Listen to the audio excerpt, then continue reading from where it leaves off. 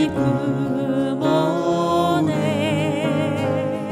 근심 걱정 물러가고 기쁨 오네 기도하게 하시며 희미한 건 물리쳐 주의 사랑 비칠 때 기쁨 오네 그 큰 사랑 내 마음속에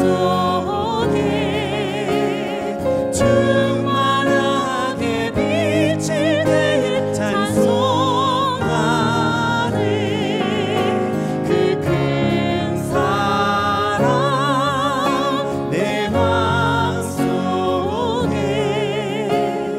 화평함과 기쁨 주네 그 큰 사랑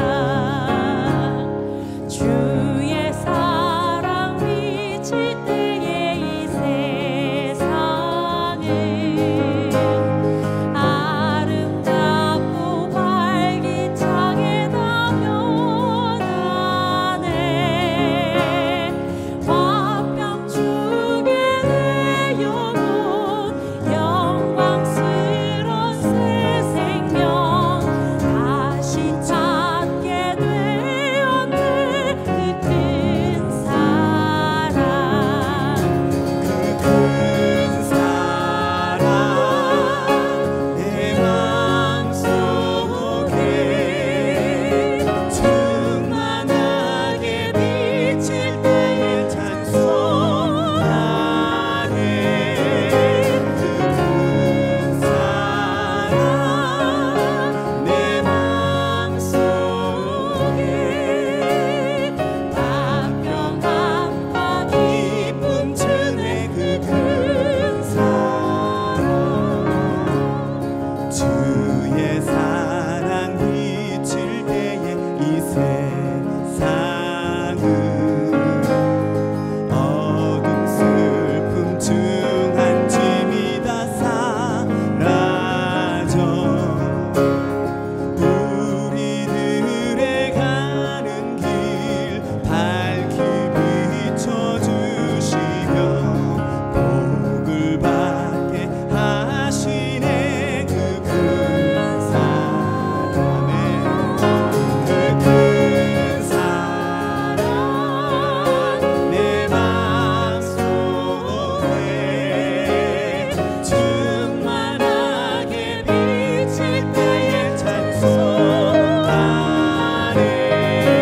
그 큰 사랑 내 마음속에 화평함과 기쁨 주네 그 큰 사랑 그 큰 사랑 내 마음속에 충만하게 비칠 때에 찬송하네 그 큰 사랑 내 마음속에 화평함과 기쁨 주네 그 큰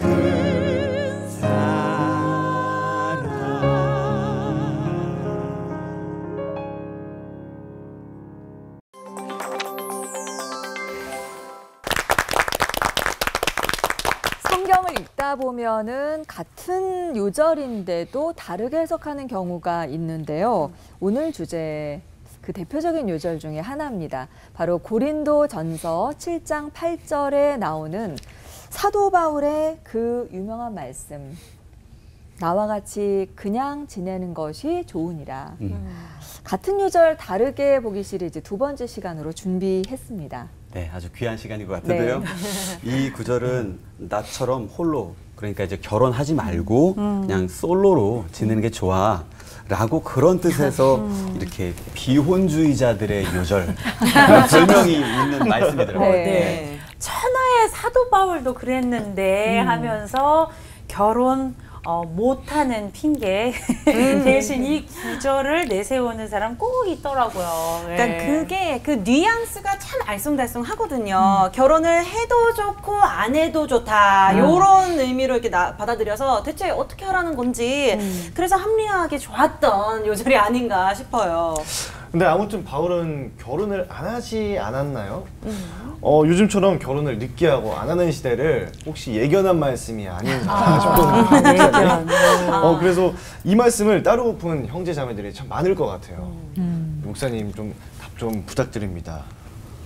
뭐 설교하기도 전에 뭐 다 스포할 수는 없고 이렇게 특별한 말씀을 일반화시키는 것. 그거 그대로 따르려면 머리에 여자들은 수건을 써라든가. 네. 지금도 해야 되잖아요. 네. 네. 또는 교회에서 여자들은 조용해라.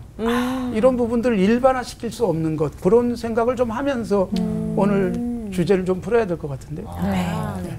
저는 오늘 그렇게 생각하시는 분들은 고민거리를 좀 드리겠습니다. 네. 오히려. 네. 저는 어떤 의미에서 비혼, 네.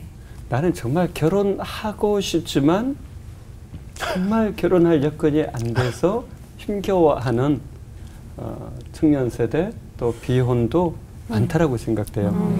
저는 그런 입장에서 한번 이 본문을 생각해보고 싶습니다. 네. 이 까딱 잘못했다가는 결혼 안 하는 세태의 선구자가 바울로 이렇게 해석이 될 분위기거든요. 지금 같은 요절 다르게 보기의 시각을 목사님들께서 아마 다양하게 열어주실 텐데요. 김관선 목사님 설교부터 청해 듣도록 하겠습니다.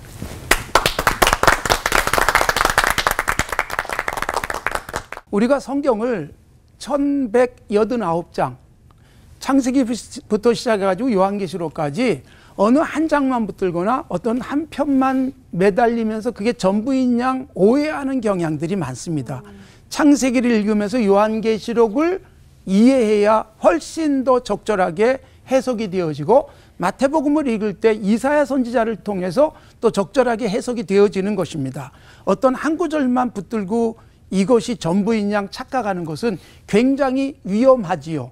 그런 면에서 오늘 그 주제이기도 한 이 성경 구절을 다르게 해석하는 경향들이 많이 있을 수 있는데 오늘 본문 말씀 바울 사도가 나처럼 혼자 지내는 것도 괜찮다 이런 말씀을 하셨지만 여러분 이것이 바울 사도의 시대적 상황 속에서 이해를 하지 않으면 안 된다. 그러니까 성경이 기록될 때 그리고 기록된 성경 텍스트는 당시에 칸 텍스트가 있어요. 상황이 있어요. 그 상황 속에서 기록된 것입니다. 그때 그 시대에 왜 그렇게 썼을까? 바울 사도 같은 경우에 특별한 사명을 갖고 있었고 그리고 또 요즘처럼 교통 편리한 시설이 없고 그리고 상당히 위험한 여행을 해야 됐던 그에게 가족이 있었다고 생각해 보십시오. 굉장히 어려웠을 수 있습니다. 그런 상황도 있고 그러기에 그런 상황에 해당되는 사람들에게 특별하게 이 구절을 적용해야 될 필요가 있지 않겠나. 결혼한 사람의 입장에서 그렇게 생각합니다. 네. 저는 결혼을 했으니까 네. 저는 베드로 사도처럼 결혼을 했고 베드로 사도처럼 저도 장모님이 계십니다. 그런데 여러분 사실 우리가 그 결혼에 대한 바울 사도의 이 가르침만 보시면 안 된단 말이에요. 바울 사도가 결혼 안 하는 게 좋다 그랬으면 부부 관계에 대해서 이야기할 필요가 없잖아요. 남편들아 아내에게 이렇게 해라. 아내들아 남편에게 이렇게 해라. 에베소서에서 매우 강조를 했어요. 결혼을 안 하면 자식도 없잖아요. 그런데 부모들에게 자녀는 어떻게 양육해야 될지 자녀는 부모에게 어떻게 해야 될지를 역시 교훈하고 있지 않습니까? 결혼이 전제된 것입니다. 그리고 우리가 성경 전체로 본다면 하나님께서 세상을 창조하시고 가정을 만들어 주셨고 이 가정은 한 남자와 한 여자의 결합을 통해서 만들어지지 않습니까? 그리고 성경 속에 결혼 안 한 사례보다 결혼해서 행복하게 건강하게 그리고 그 결혼 때문에 어떻게 됐어요? 우리가 지금 존재하고 있지 않아요? 바울 사도 같은 사람만 다 있었다면 우리는 이 땅에 존재하지 않을 거고 그리고 앞으로 이 세상도 존재하기가 어려워지죠. 그런 면에서 성경 한 구절을 가지고 전체를 해석하거나 또는 그것을 일반화시키는 것은 매우 위험할 수 있다는 것을 놓치지 않으셔야 합니다. 자, 여러분, CBS에서 보도를 한 것을 제가 들으면서 느꼈는데 결혼 건수가 10년 동안 계속 줄어들었다고 그렇게 보도를 했습니다. 그러니까 10년 전부터 계속 줄어들기 시작해가지고 결혼 건수가 줄어들고 있는 거예요. 그리고 2030 세대에게, 결혼 안 한 세대에게 설문을 하니까 25%, 무려 25%가 4명 중에 1명은 뭐 불필요하다, 막 이 정도 생각을 하고 있다는 것이고, 그리고 또 다른 20%는 모르겠다, 이렇게 대답을 한다는 거죠. 그러니까 결혼에 대한 긍정적인 생각이 굉장히 줄어들고 있는 것은 하나님이 창조한 세상을 보존하는 데도 위험하고, 그리고 하나님께서 가정 굉장히 소중하게 다뤄주고 계시잖아요. 그리고 성경 속에서 하나님이 우리의 누구예요? 아버지잖아요. 우리는 하나님의 자녀. 가정 제도 속에서 하나님과 우리 사이의 관계를 설명하고 있죠. 바울 사도가 정리했지만 교회와 그리스도의 관계도 부부예요. 그리스도는 교회의 남편과 같고 교회는 그리스도의 아내 같은 역할, 이렇게 비유적으로 말씀하고 있다는 것은, 그리고 하나님께서, 예수님께서 또 사도들이 가르친 말씀 속에 보면 아버지의 마음, 뭐 이런 것들이 나와요. 그리고 우리가 기도할 때도 하늘에 계신 아버지라고 기도하도록 주님이 가르치셨고, 아버지라는 호칭은 구약에도 그리고 신약에도 계속 나오고 있다는 것은 가정은 굉장히 중요한 기본이고, 가정을 이루는 데 있어서 출발은 결혼이잖아요. 저처럼 결혼하기를 권합니다. 행복합니다. 결혼하면 너무너무 좋은 게 많습니다. 아멘. 예, 그래서 결혼을 한 사람을 부러워하며 사시기 바랍니다. 예, 그래야 하나님께서 주신 아주 중요한 복들을 놓치지 않는다. 바울 사도의 이 가르침 한 구절을 붙들고 요즘처럼 비혼 뭐 이런 부분에다가 써먹는 것은 성경 말씀을 제가 서두에서 말씀드렸듯이 비혼주의 또는 내 편안한 대로 끌어다 쓰는 어리석은 일이다. 그렇게 결론을 맺습니다. 하나님 아버지, 우리들에게 주신 말씀들이 건강하게 이해되고 해석되도록 성령께서 도우시고, 또 말씀이 정말 좀 힘들어도 이 땅에서 구체적으로 적용하는 우리들이 되게 하여 주시옵소서. 아멘. 예수님의 이름으로 기도드리옵나이다. 아멘. 아멘. 명절 때 가면은 젊은이들이 제일 싫어하는 게 언제 언제 결혼할래? 근데 좀 있으면 아마 이런 질문 없어질 거라고 생각합니다. 왜 그러냐면 젊은이 싫어하다는 걸 알고 그 다음에 세태가 결혼은 필수가 아니고 선택이 돼가고 있어요. 실질적으로 국내 미혼 남녀 10명 중 한 설문에 따르면 2명 또는 3명 정도만 꼭 결혼을 해야 된다. 그래서 비혼이 하나의 사회 현상으로 지금 자리를 잡았습니다. 근데 이런 상황에서 사도 바울이 참 영 도움이 안 됩니다. 왜냐면 뭐라 그러냐면 나와 같이 그냥 지내는 게 좋다. 그리고 좀 더 가면 이렇게 얘기해요. 38절에 가면 결혼하는 자도 잘하는 거니와 결혼하지 아니하는 자는 더 잘하는 거다. 진짜 도움 안 됩니다. 비혼 강추? 그게 사도 바울이 가르침일까요? 사실은 김 목사님께서 성경 전체를 갖다가 보셨잖아요. 문맥 안에서 봐야 된다. 저는 그걸 갖다가 고린도전서라고 하는 그 주어진 문맥 속에서 한번 보기를 원합니다. 왜냐하면 그 문맥에 보면은 역사적 상황이 그 안에 전제돼 가지고 그게 주어져요. 사실 고린도전서를 읽다 보면 6절, 우리는 6장, 7장 그러면 장별로 읽어요. 관계 없는 것 같지만 원래 장이 없습니다. 장 구별이. 6장, 7장을 같이 읽어야 돼요. 고린도 전서의 6장과 7장에 보면 특별히 뭐에 대한 문제가 있냐면 고린도 교회의 성문란함에 대한 얘기를 하면서 하고 있어요. 근데 그 당시에 철학을 한번 보셔야 돼요. 그 당시 철학을 보면은요, 뭐가 있냐면 육은 잠깐 있는 거예요. 그 다음에 그렇게 중요하지 않아요. 영이 중요해요. 영원하고 순수한 것. 그러다 보니까 굉장히 뚜렷한 이분법 속에서 나오는 접근법 하나가 바로 뭐냐면 그렇기 때문에 육은 막 써도 돼. 그런 이론이 나와요. 그러다 보니까 실질적으로 이런 얘기가 나와 있습니다. 음식은 배를 위하고 배는 음식을 위하여 있다. 아니 갑자기 성 얘기하다 무슨 음식 얘기예요? 그게 뭐냐면 바로 성욕은 식욕과 비슷하다. 배고픔 먹듯이 성욕도 생기면은 창녀한테 풀어라라고 하는 게 일반화되어 있는 상황이었어요. 그게 하나의 가르침이었다면은 또 하나의 가르침이 있습니다. 그 가르침은 영만이 중요하기 때문에 육은 육적인 거는 다 버려야 된다. 그게 어디에 나오냐면요. 사실상 7장 1절에 이런 말씀이 나와요. 남자가 여자를 가까이 아니함이 좋다. 사실 이 말은요. 부부관계예요. 심지어 부부관계 속에서도 자녀를 낳는 일이 아니면 성관계를 피해야 된다라고 하는 그런 생각에 젖어 있는 극단적인 두 견해가 존재하는 속에서 이 얘기를 하고 있는 거예요.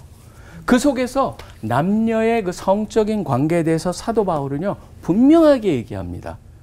남녀의 단순한 육체적 결합이 육체적 결합 그 이상의 의미를 담고 있다라고 하는 거예요.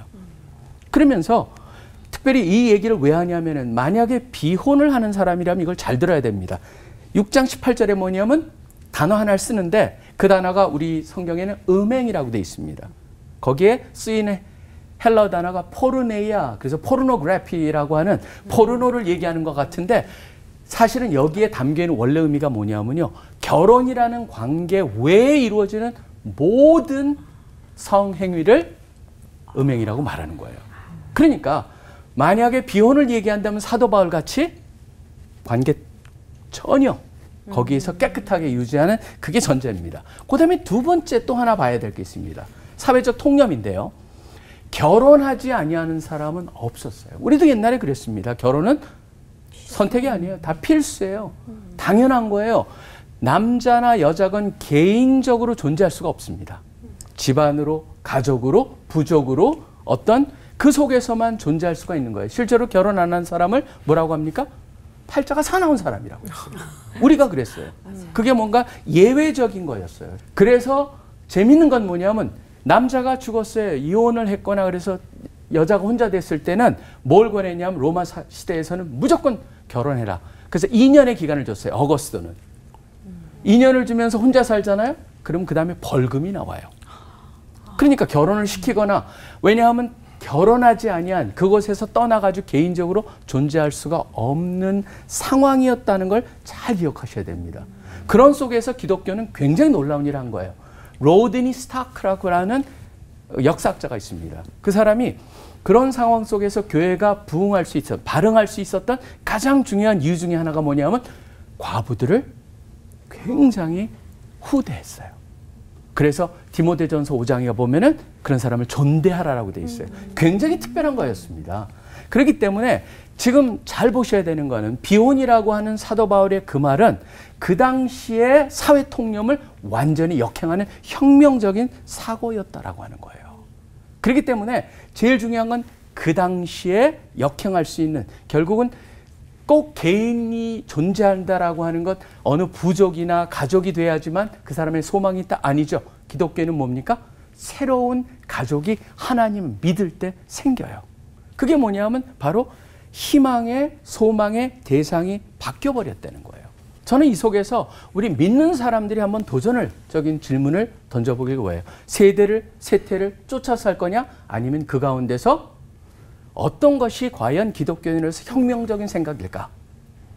상황을 보면서 말씀을 이해하고 그 말씀에 담겨있는 그 뜻을 가지고 이 세상 속에서 올바른 선택을 하시는 우리 젊은 분들이 되시기를 간절히 축원합니다. 아멘. 하나님 아버지 감사합니다. 오늘 말씀 참 어려운 말씀이지만 우리가 이것을 논하면서 생각이 정리되고 또 잘못된 결정과 그런 사고를 가지고 있었다면 바로 돌이킬 수 있는 그런 기회 되기를 소원합니다. 모든 기도 예수 그리스도 이름으로 기도합니다. 아멘. 사실 저는 20대부터 결혼하고 싶었습니다.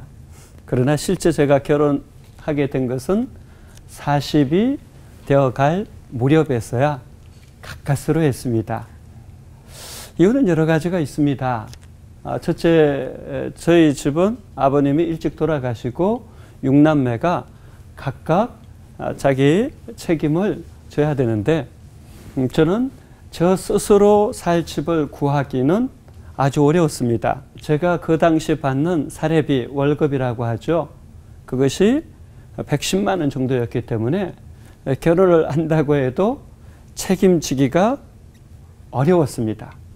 그래서 소개팅을 해서 만나는 사람들에게 그 이야기를 솔직하게 얘기하면 대부분 반응이 이랬습니다. 저는 사모로서 아직 하나님께서 소명을 주시지 않는 것 같아요. 또는 이런 말을 했습니다. 전도사님, 목사님은 참 좋은데 하나님께서 제게 주신 배우자는 아닌 것 같아요. 예, 저는 여러 이야기를 들었지만 그것이 무엇을 의미하는지는 알 수 있었습니다. 사실 미래가 아득하게 그때마다 느껴지면서 내가 이런 상황에서 결혼해서 괜히 정말 한 자매 죽도록 고생시키는 거 아닐까. 어쩌면 하나님께서 혹시 나에게 비혼의 은사, 이 독신의 은사를 주신 게 아닐까. 이런 고민도 심각하게 몇 번 해봤습니다. 요즘 청년들에게 결혼해라라고 하지만 청년들의 현실에 대해서 한 번쯤은 고민해 보셨습니까? 부모님 없이 집 마련할 수 있는 청년이 얼마나 될까요? 대학을 졸업해도 정규직으로 취직하지 않는다라면 알바나 비정규직으로 돈을 버는 200 내지 300만 원 가지고 모아서 집 마련해서 가정을 이끌어갈 수 있는 그런 용기 있는 청년이 또 얼마나 될까요? 사실 정규직이 되지 못한 상당수는요, 대학 공부를 하면서 빚을 많이 지고 있습니다.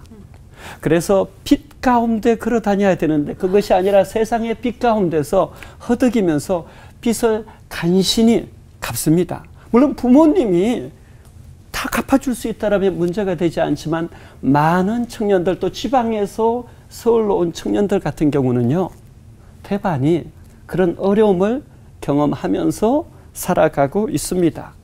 그러니 이성교제 포기하죠. 결혼 포기하죠. 출산 포기하죠.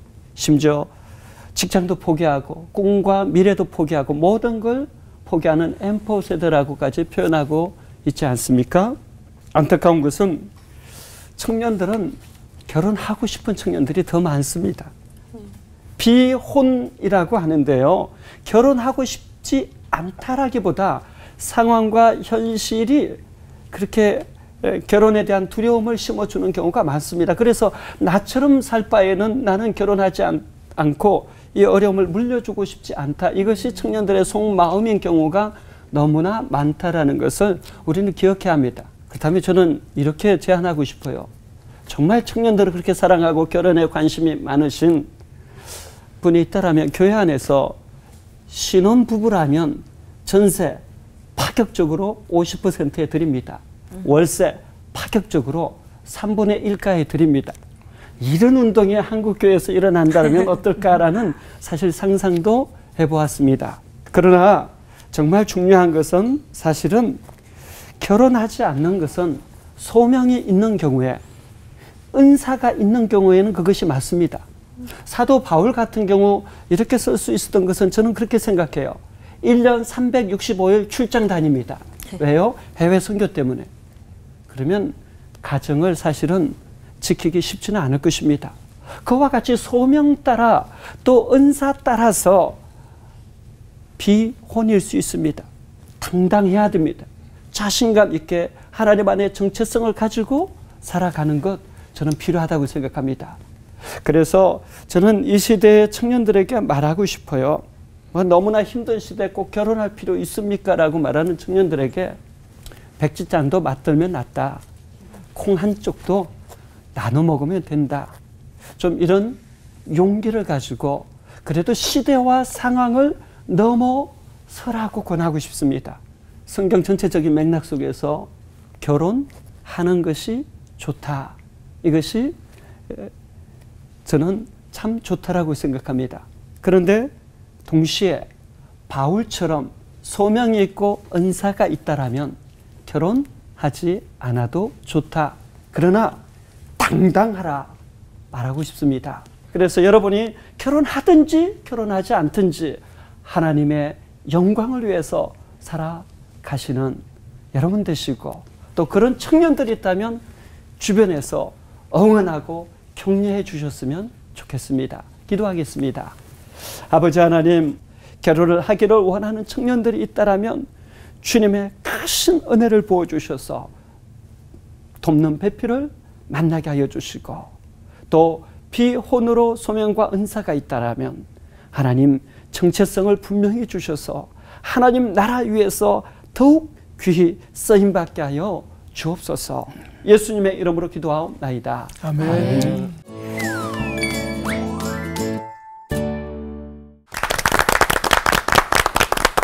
오늘 올포원에 오신 세 분의 목사님의 설교가 다각적으로 굉장히 균형 있게 접근을 하도록 이렇게 도와주셔서 저희에게 더 큰 고민을 주시는 것도 같고요. 어떻게 이 구절을 오늘 이 시대에 해석할 것인가에 대한 숙제가 좀 남은 것 같습니다. 단순히 비혼을 추천한 것이 아니라 은사와 은혜를 따라서 살라는 의미로 해석을 해야 될 텐데, 오늘 이 시대에 어떤 사람에게 허락되는 것인가, 귀가 쫑긋하신 분들도 많으실 것 같아요. 그러니까요. 오늘 흥미진진한 네. 내용인 것 같고요. 또 더더군다나 이걸 또 성경적으로 보니까 너무 좋은 것 같아요.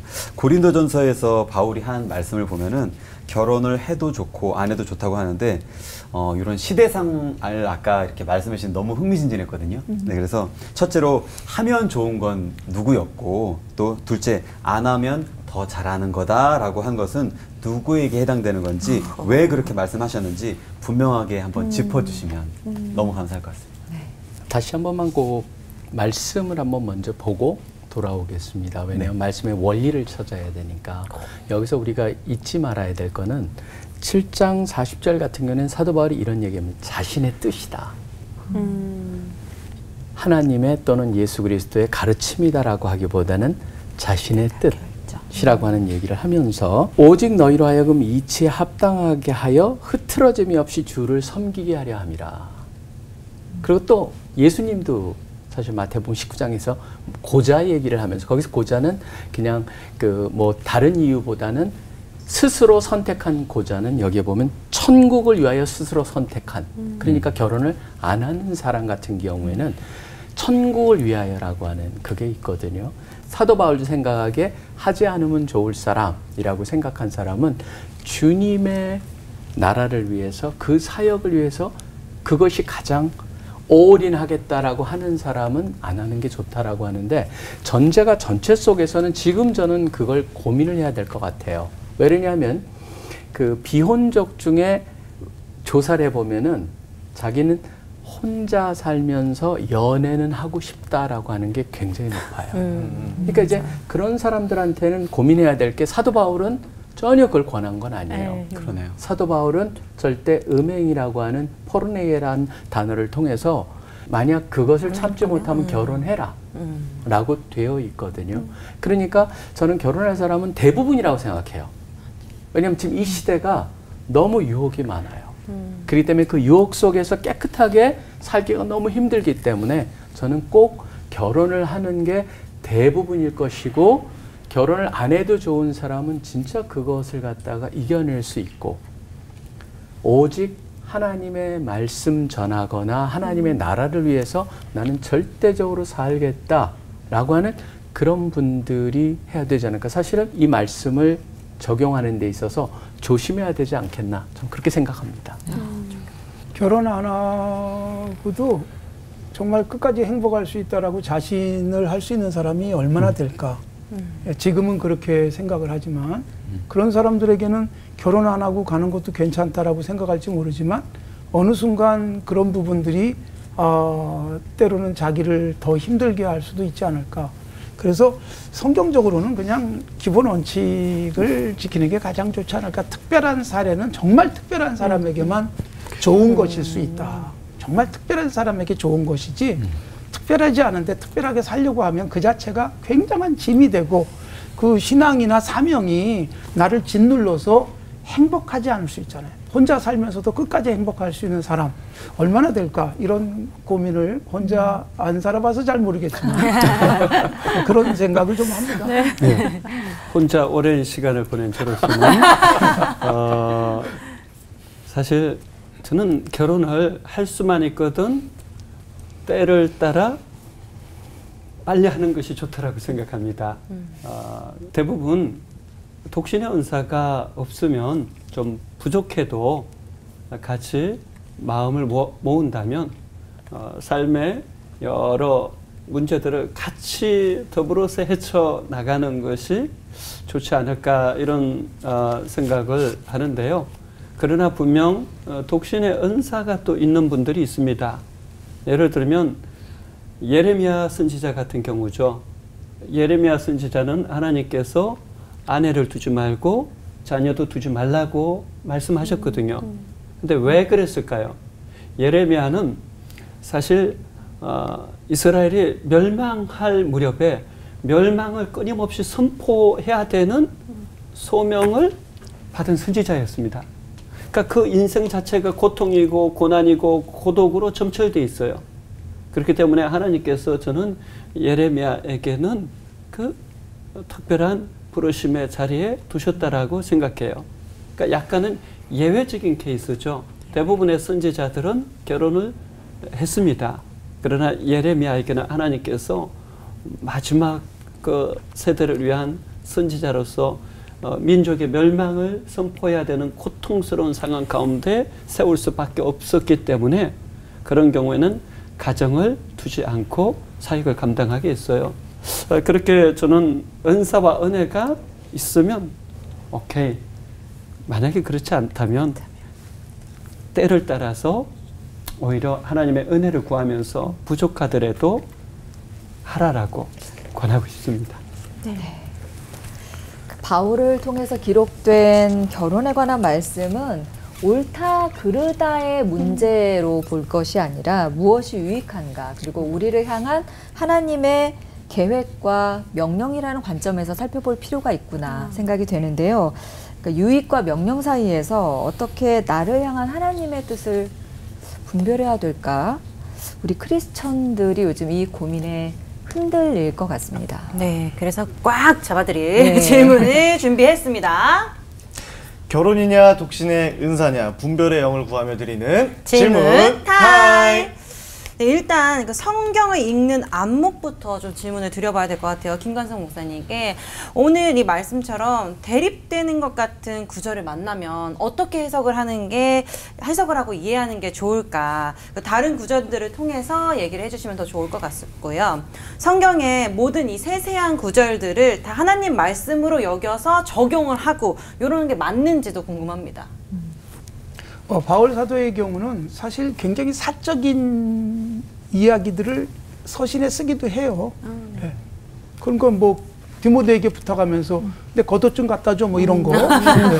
그거야 맞아요. 사적인 거지 않겠어요? 그런데도 그걸 뭐 적용해가지고 이렇게 누군가에게 부탁하고 누군가에게 부탁받고 서로 돕고 굉장히 좋다 뭐 이렇게 막 적용해서 갈 수도 있어요. 네. 그러나 너무 사적인 부분들을 그렇게 확대하는 것도 좀 조심스럽고, 또 하나는 기도에 대한 말씀이 얼마나 많이 나옵니까 성경에.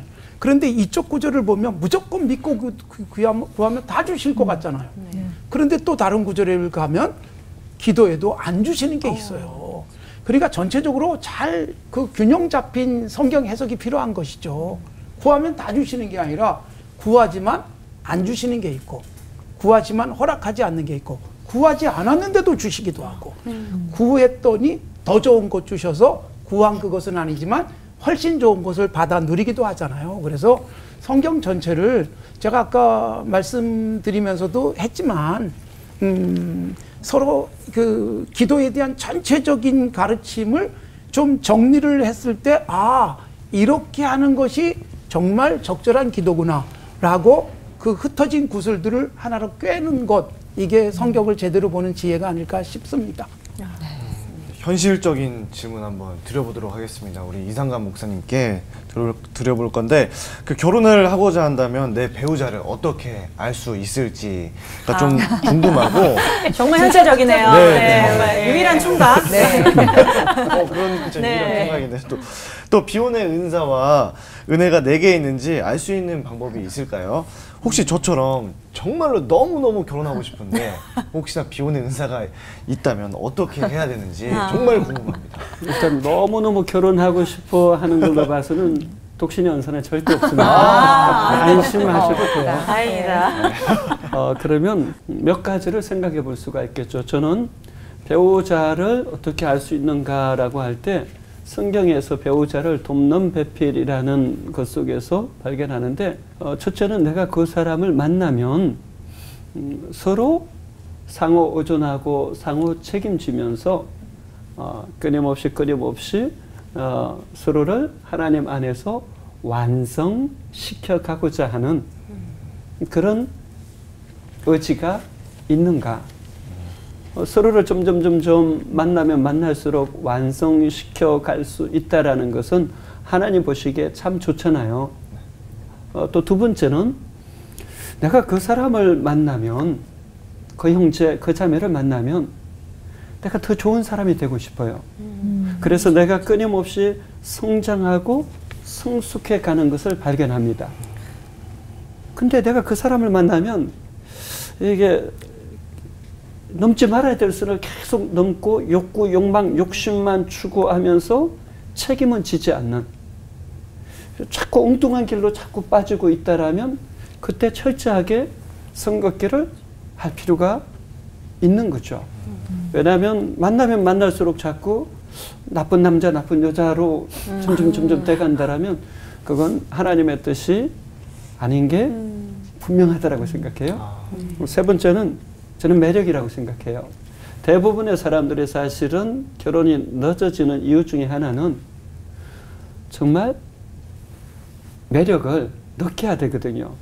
모든 사람이 좋다라고 해도 내가 매력을 느끼지 못하면 그것은 결혼으로까지 가지 못해요. 그런데 모든 사람이 좀 아니라고 해도 내가 보기에 사랑스럽고 내가 보기에 좋으면 그건 매력이 있는 거예요.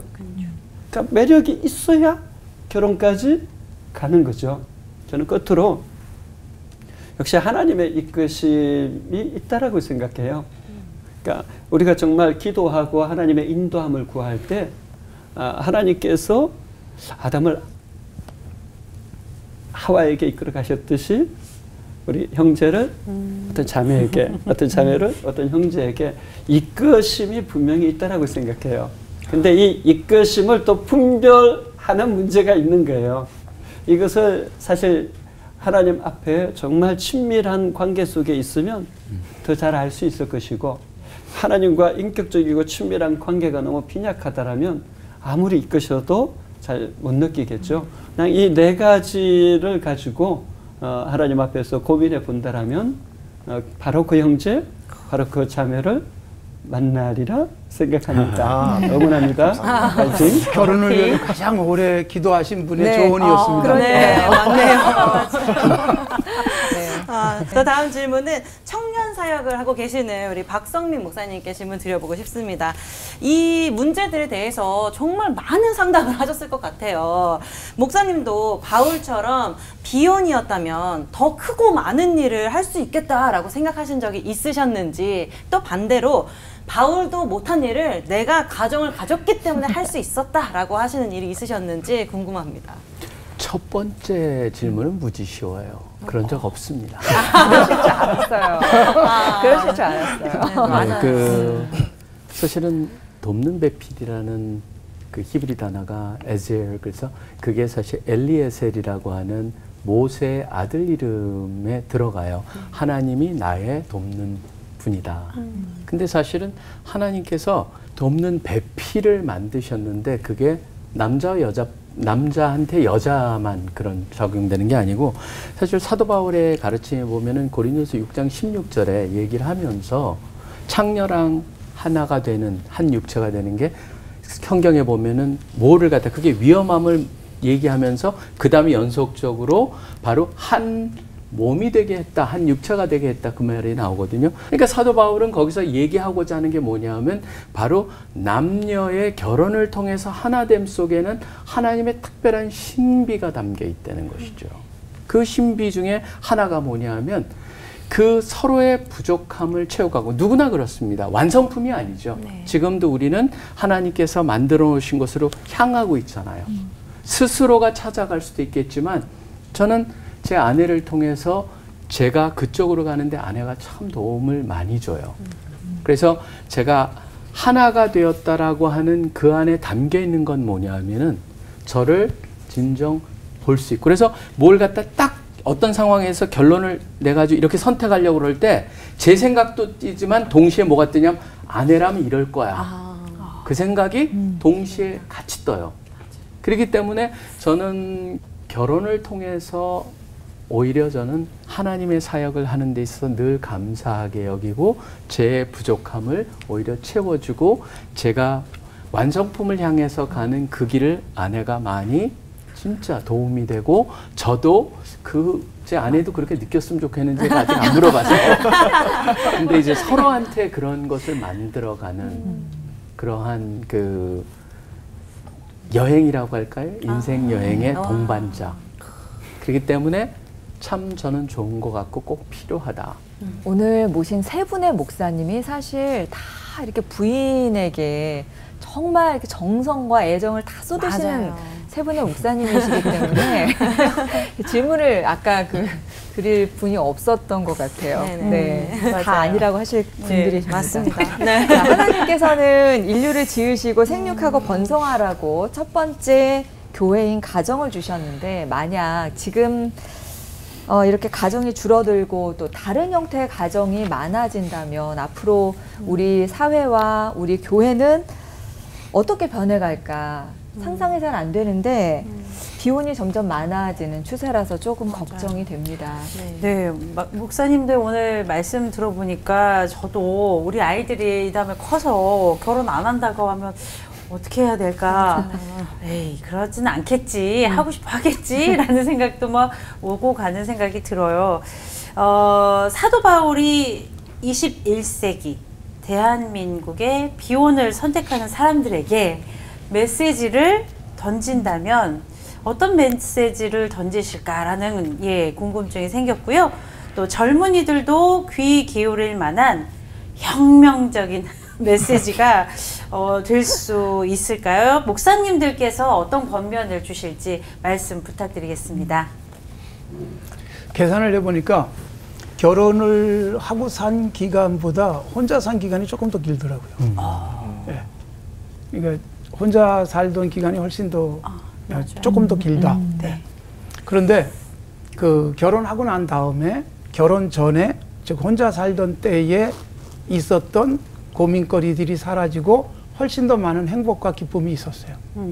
훨씬 더 유익하다 그런 생각이 들었어요. 그리고 이 유익은 저는 이런 생각을 해요. 1995년 제가 산정교회 사역을 시작했는데 그해 12월 달에 한국의 슈바이처라고 불리는 장기르 장로님이 천국 가셨어요. 그때 85세로 천국 가셨는데 그분이 85세로 천국 가셨는데 결혼을 22살에 했습니다.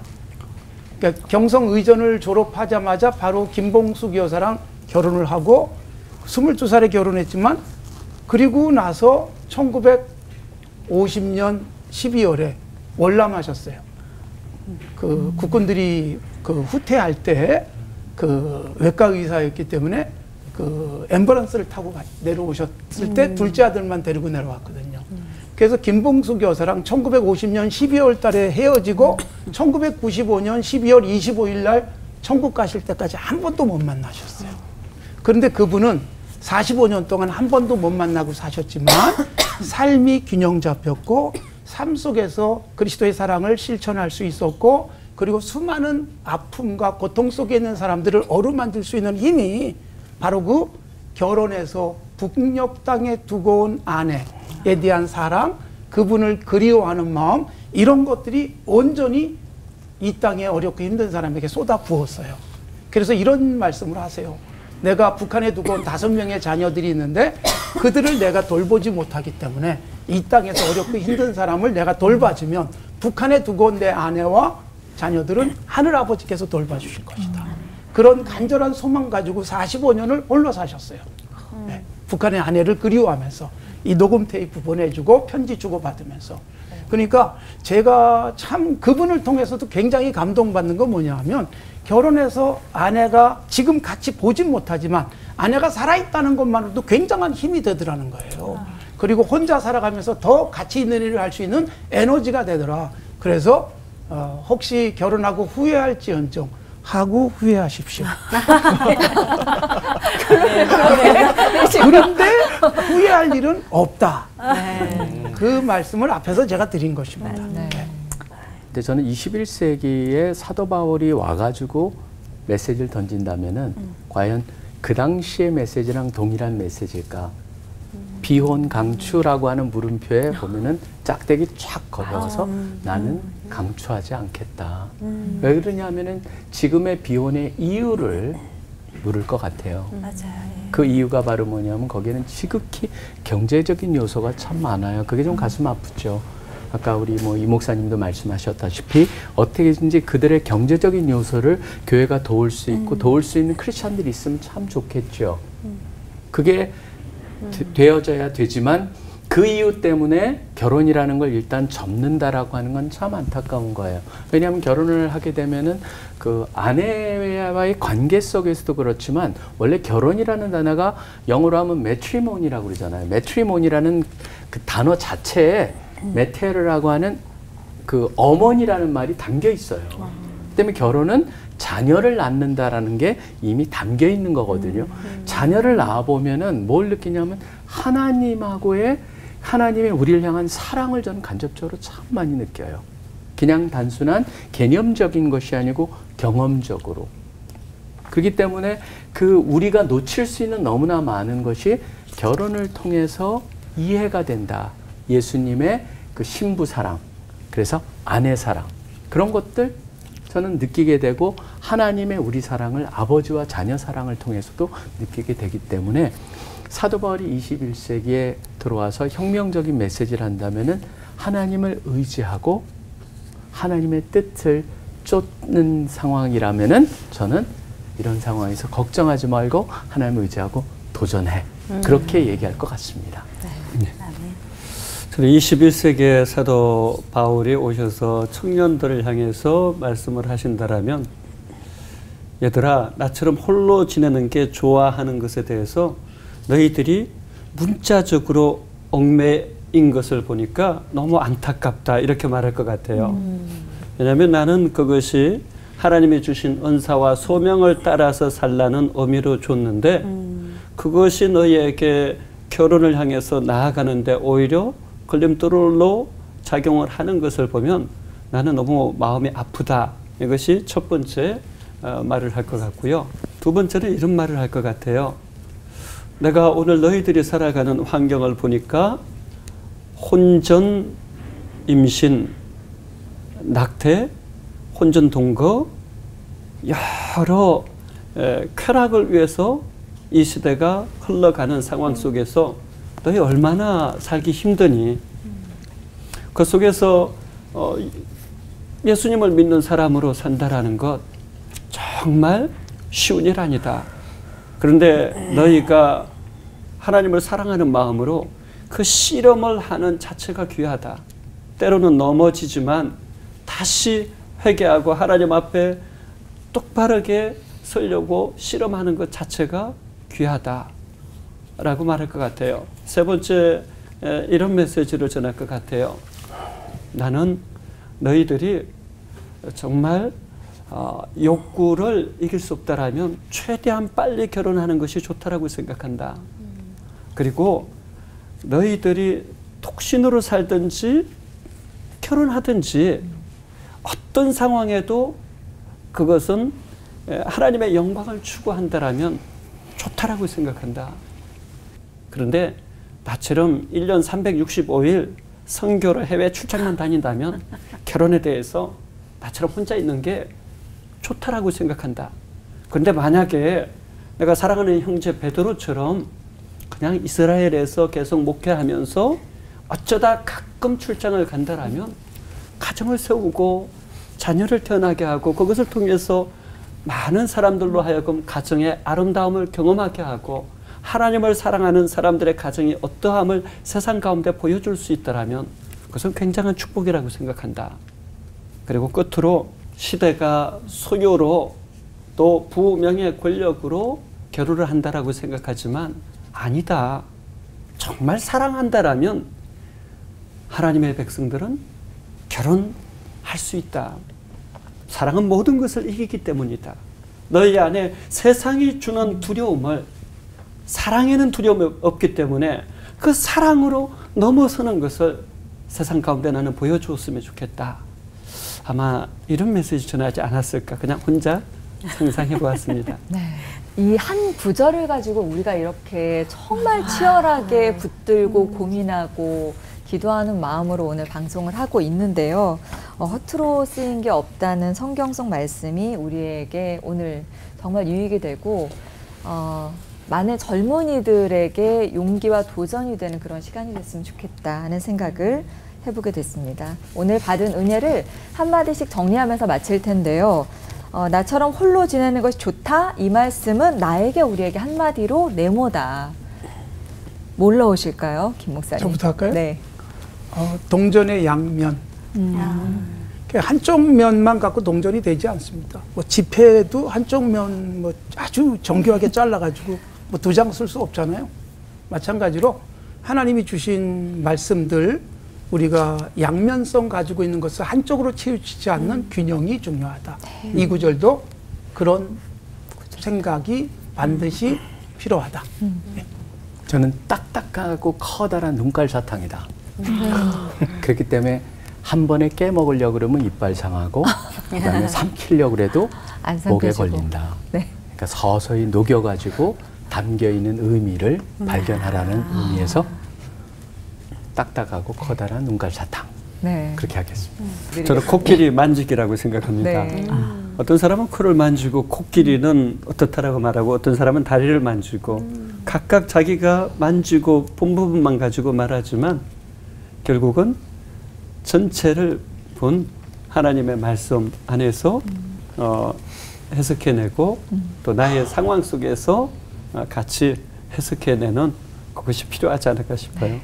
자, 오늘 끝인사는 알쏭달쏭한 말씀도 잘 분별하도록 성경을 잘 읽는 그리스도인들답게 다짐하면서 외치도록 하죠. 네. 코끼리 등짝 긁지 말고 앞뒤 맥락 잘 살피는 지혜로 하나 되는 시간 올보 와!